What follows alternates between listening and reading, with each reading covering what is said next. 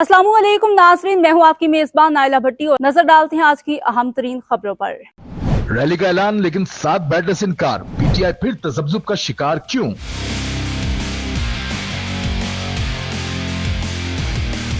पाकिस्तान तहरीक इंसाफ ने पाक फौज के जवानों शोहदा जाफर एक्सप्रेस से इजहार यकजहती के लिए रैली निकालने का ऐलान कर दिया। नायब सदर पीटीआई पंजाब ने अपने वीडियो पैगाम में कहा कि जाफर एक्सप्रेस पर हमला जुल्म की इंतहा है, जिसकी भरपूर मजम्मत करते हैं। ये पाकिस्तान पर हमला है जिसे हम कभी नहीं भूलेंगे। अकमल खान बारी ने कहा कि शोहदा जाफर एक्सप्रेस से इजहार यकजहती के लिए 18 मार्च बरोज मंगल जीपीओ चौक से पंजाब असेंबली तक पुरअमन रैली निकाली जाएगी।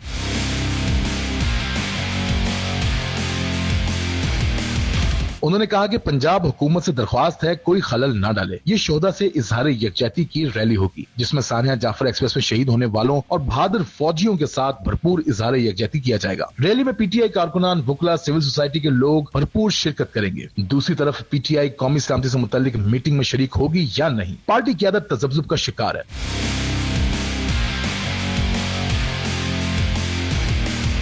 मरकजी सेक्रेटरी इत्तलात शेख वक्कास अकरम का कहना है कि पीटीआई कौमी सलामती इजलास में शिरकत करेगी, जबकि पार्टी के सूबाई सदर जुनेद अकबर खान का कहना है कि हमें कोई इत्तला नहीं दी गई। बानी पीटीआई इमरान खान की मुशावरत और उनके फैसले के बगैर किसी भी कमेटी की कोई अहमियत नहीं है। जुनेद अकबर खान का कहना है कि बानी पीटीआई से मुशावरत और उनके हुक्म के बाद ही किसी कमेटी या किसी मामले में आगे बढ़ेगी। कौमी सलामती कमेटी के इजलास में शिरकत के लिए बानी से मुशावरत करेंगे। याद रहे कि वजीर आजम शहबाज शरीफ ने कौमी सलामती की पार्लियामानी कमेटी का इन कैमरा इजलास तलब किया था, जिसमें अस्करी क़यादत मौजूदा मुल्क की सिक्योरिटी सूरत हाल पर ब्रीफिंग देगी।